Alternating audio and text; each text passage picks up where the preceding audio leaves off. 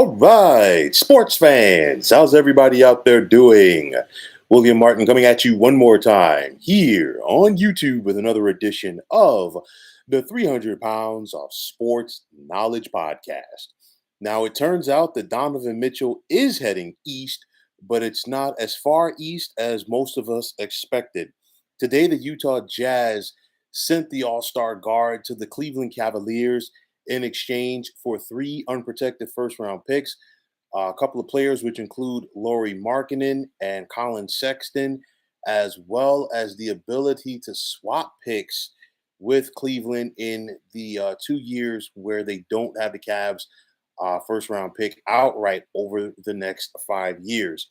Now, this move comes not too long after the New York Knicks gave phenom RJ Barrett a contract extension that all but took the Knicks out of the running to get Mitchell, as he was one of the players that the Jazz had an eye on.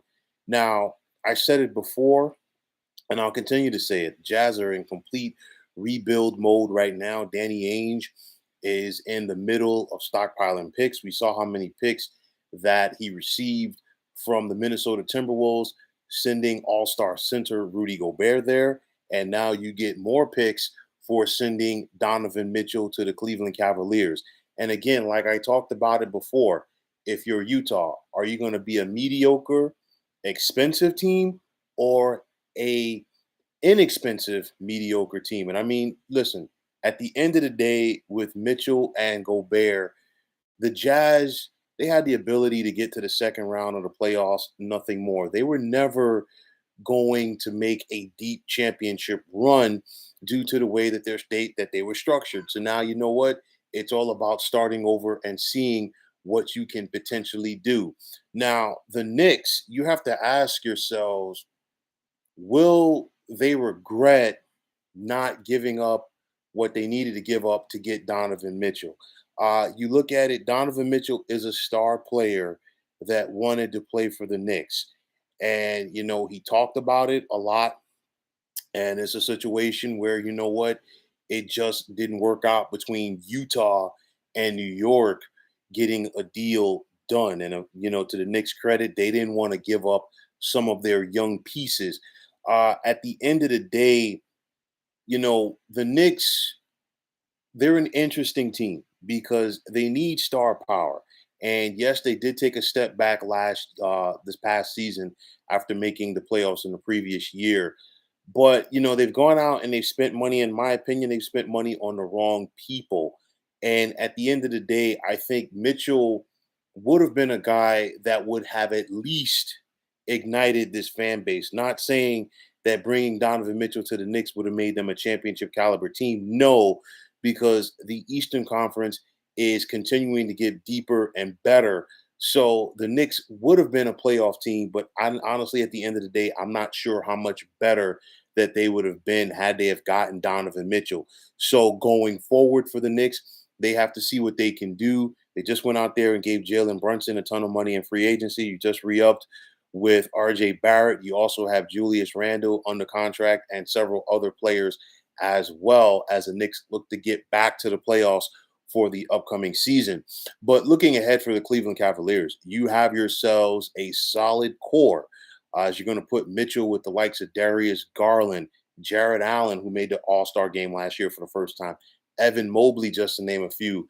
And at the end of the day, Cleveland became one of the surprises last year in the NBA and one of the more exciting teams. The Cavs won 44 games. They got to the play-in tournament, but they were unable to advance to the postseason.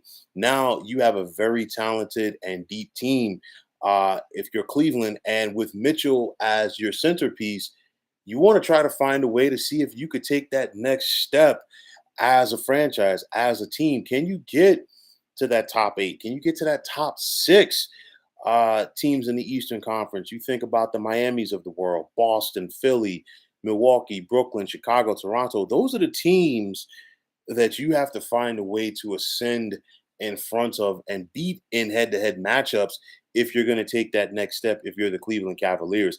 And if you're Donovan Mitchell, obviously the eyes are going to be on you. Maybe not the marquee eyes of Madison Square Garden, but nonetheless, you're still going to be in the East.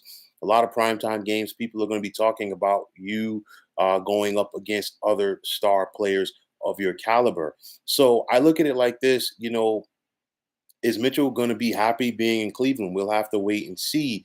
But nonetheless, I think this is a deep, talented team if it meshes and comes all together. So I think it's a win-win for the Cavs and the Jazz.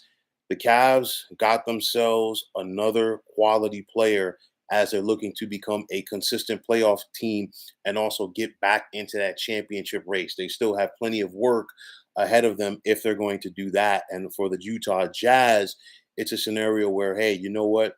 You get Mitchell off of your team. Not to say that he was a malcontent, but the writing was on the wall that the Jazz and Mitchell were going in two different directions, and you don't want that distraction hanging over your team heading into training camp. So, you're done with that. You can move forward. Mitchell can move forward with his career. And the thing is this, if Mitchell goes on to be the player that a lot of people expect him to continue to be, it's going to be a situation where, the Knicks fans, or most of them, are more than likely going to play the woulda, coulda, shoulda scenario like they've seen so many times. But nonetheless, in a shocker, Donovan Mitchell is headed to the Cleveland Cavaliers. Utah has their draft picks, and the New York Knicks are left to wonder what could have been. So, folks, that is going to wrap it up. And as always, I want to take this time out to thank you for tuning into the 300 Pounds of Sports Knowledge podcast here on YouTube. I want to take this time out to thank all of you fine folks out there for tuning in. And if you have not already, please feel free to subscribe to this channel. Now, if you're on Twitter, please feel free to follow me at 300 Pounds of Sports. And like I always say, if you follow me, it'll be my pleasure to follow you right back.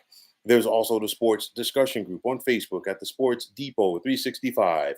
You can check it out, drop a line, and be a part of one of the better sports debating sites going on social media. So once again, fine folks, my name is William Martin. I am signing off, saying take care and have yourselves a wonderful day.